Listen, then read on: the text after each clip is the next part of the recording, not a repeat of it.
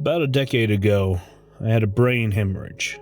It was the first day of my vacation, and my brother rushed me to the hospital. I went from completely without symptoms to brain dead within a couple of hours. Had it not been for my mother's unshaking and frankly misplaced faith, they would have pulled the plug on me. Instead, I was kept alive for 3 months. Then, I woke up. It was unceremonious at best. I waved at a nurse who calmly went to fetch a doctor. I fell in and out of consciousness, and in about an hour, I was sitting up on my own. I had about a dozen tests and several x-rays, but there was seemingly nothing wrong with me. A bit malnourished and lacking vitamins, but a few hearty meals later and I was fine. Before my brother was even told about me waking up, I was already on my feet. A bit wobbly, but still. I heard the word miracle thrown around too many times to count. My mother was beside herself, and it cemented her faith in an unhealthy place. She started giving most of her money to faith healers, spirit guides, and megachurches. I know I shouldn't complain that her attitude might have stayed the hand of someone who, in good faith, were told to pull the plug, but I just hated seeing her get conned over and over. Still, to her, it all made sense. I had to find a new place to live, and I had been replaced at my job. I moved in with my brother while I got back on my feet. I still didn't notice any side effects, and in many ways, I was healthier than ever. I stayed with my brother for 2 years before I got a nice job at a lumber mill outside of town and was able to get my own place. And up until about a year and a half ago, everything was fine. Then things started to feel weird. At first I thought my old health problems were flaring back up. Every day on my commute to work I was getting headaches, dizziness, and sudden bursts of neck pain. It got so bad that I started dreading the drive to and from work more than work itself. I went to a doctor, and the results were confusing. Turns out, I had a small growth in the back of my cranium. It had a strange shape, more mechanical than organic. It was metallic in nature, about the size of the palm of my hand. The doctor showed me an x-ray, describing it as a strange tattoo on the inside of my skull. My first thought was that it looked like a circuit board, but organic. The doctor had no idea what to do. It was such a large area that surgery would be severely life-threatening, and the blood work didn't show any elevated levels. If anything, whatever had grown in the back of my head was benign. I was given stronger pain medication and sent home. It suggested I start keeping a pain journal. For 8 months, my symptoms gradually got worse. I took my medication, but the relief was temporary. I put a lot of time and effort on my pain journal, trying my best to look for patterns. The only pattern I could find was my commute to work. Just as I got to work, and just as I got home, was by far the 2 worst times of the day. I started taking different routes, working from home, and tried different strategies. To my surprise, some of it worked. Working from home was the best solution, but also taking a longer route. Step by step, I started narrowing in on the problem. It was the strangest thing. There is a deep tunnel that connects our town to the I-94, and that stretch of land was causing my discomfort. It wasn't an immediate pain, but every time I avoided the tunnel, I'd feel a lot better afterwards. I decided to prove it once and for all. I stayed in the middle of that tunnel for about 15 minutes. My symptoms were wreaking havoc and growing worse. Pain, dizziness, loss of balance. That was only the start. It felt like I was being tased, and every source of light became blinding. My stomach twisted and turned. And as I was about to lose consciousness, I heard a scream. I didn't even realize it was my own. I had to be taken out by ambulance. The reaction was almost identical to when I first collapsed from my hemorrhage, all those years ago. My brother had almost crashed his car rushing to the hospital, and my mother almost had a heart attack. Luckily, I had woken up by the time they got there. I wasn't even mad. I finally knew what was causing my pain. Over the coming weeks, I narrowed down the problem further. It wasn't just that tunnel in particular. It was any kind of tunnel. And it wasn't just tunnels either, but staying long enough underground would cause a similar effect. I took care not to black out again. Yet, the symptoms were the same every time. I knew that whenever I started hearing screams, I had to get out. A crazy thought came to me.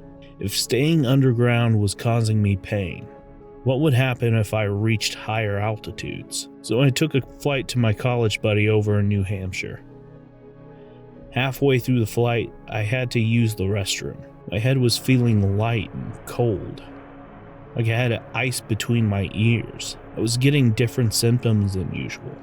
Vibrations in the back of my neck, uncontrollable eye movement, hyperventilation, drooling. I was a mess. I stayed in the bathroom for 30 minutes.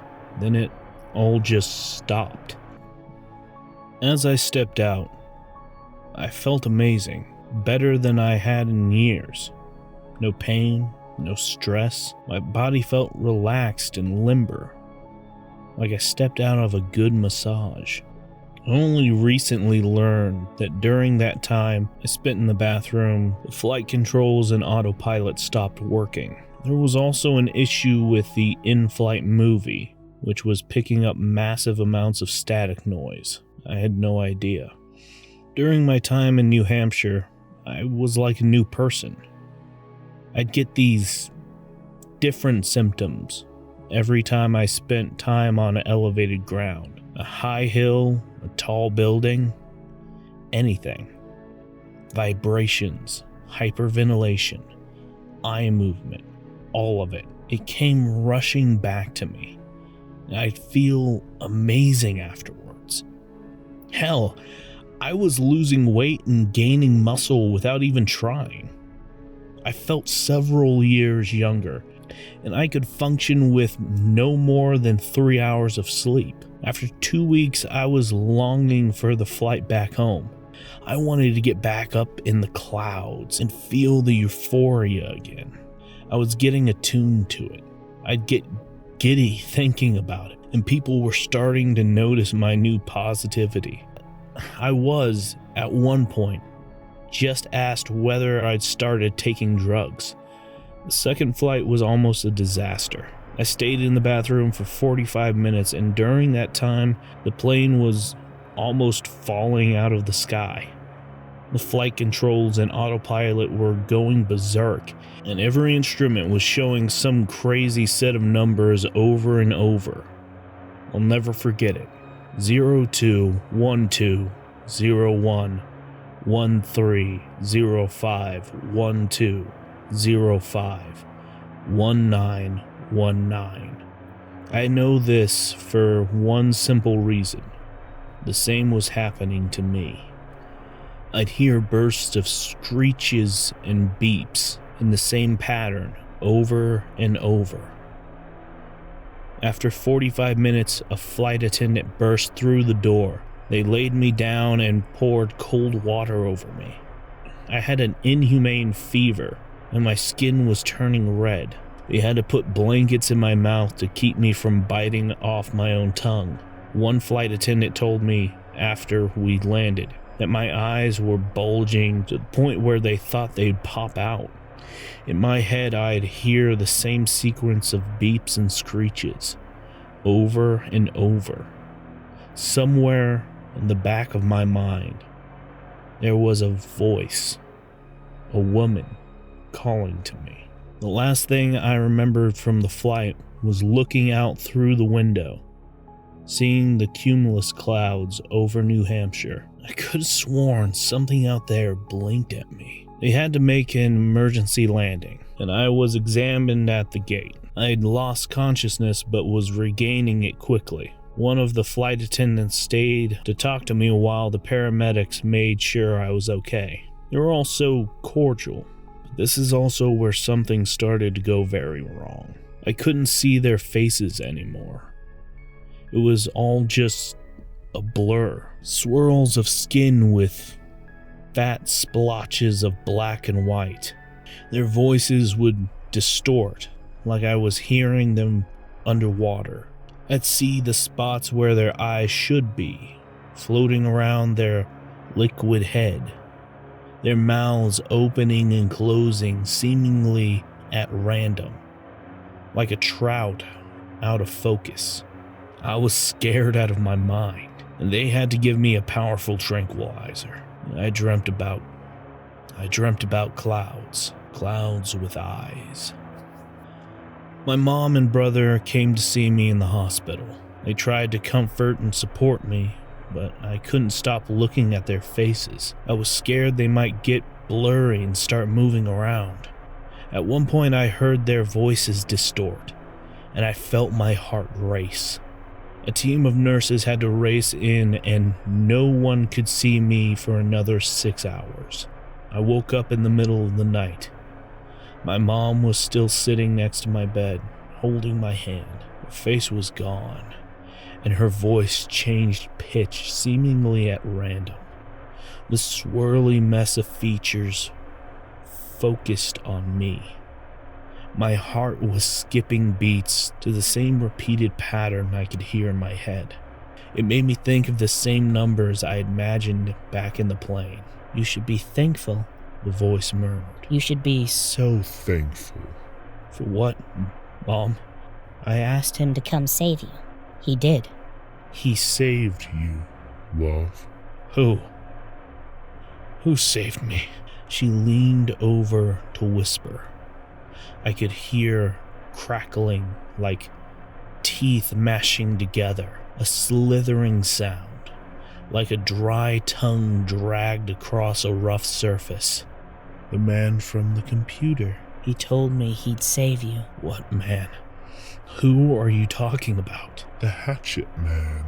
The words were cold. I leaned back, taking a closer look at my mom. Without her usual voice, it was like talking to a stranger. In the dark, I barely recognized her. She had unusual clothes, but it was her shoes that made me take notice. Those were sneakers, far too large for her feet. Like a bolt of lightning, the swirling face disappeared. It was like pulling back a curtain from my mind. A stranger was sitting in front of me. A complete stranger. A man, early 40s or late 30s. Rugged, with a wild beard, a hoodie, and completely black eyes. It was hard to tell if they were just extremely large pupils or solid black. The man stood up, pulled out some sort of cable from my arm, and snapped his fingers. Every single electronic item in the room fell silent. I tried screaming for help, but he just snapped his fingers again. My mind cramped. Testing. He said in a low, rumbling voice. Testing. His eyes flashed yellow, and I couldn't breathe. I counted 10 excruciating seconds before my throat opened. The stranger leaned over me, his fingers ready to snap. Without the Hatchet Man, you'd still be brain dead. You ungrateful shit. Now stay fucking still. I was frozen. I felt that my pulse wanted to race, but something was holding me back. Something was controlling my bodily functions. The stranger reinserted a needle into my arm and held up an otherworldly black-handled device. There was a series of beeps, the same pattern, Then it was done. He took out the needle and headed for the door. Ooh, what is this? Nothing. He smiled. Just a hot fix. He snapped his fingers again, and the world went dark. I've since talked to my mother about this. She believes I dreamt the whole thing, but she was surprised that I found out about her donation to the Hatchetman. Apparently that was the username that showed up on a donation to the Church of the 13 Chisels. Mom had tried everything, but it was after that donation that I just woke up. She considered herself a part of their flock and a follower nowadays. Of course, there's no such thing as the Church of the 13 Chisels. They send out a monthly email that is just a copy-paste version of an email from a televangelist with some names switched around. The physical address is fake, and every single picture on their website is just copy pictures from other churches with photoshopped faces. The entire thing is a scam, a shell. Still, here I am. Ever since that night, I've been a lot more stable. I can go through tunnels without feeling bad, but I also don't feel different while flying. There are no swirling faces, distorted voices, or odd sequences in the back of my head. Still, I've been to the doctor, and the organic metal growth in the back of my head remains. It just seems to be a bit more passive, a strangeness, or maybe it was just fixed. I don't know if I should be worried. I don't know what this means, and I don't know where to look for answers. Do you guys have any theories? I think the growth saved my life, but I'm not sure what to expect. This must have happened for a reason. I don't feel like I'm doing anything involuntarily, and I don't feel like something is affecting me, but maybe it will someday.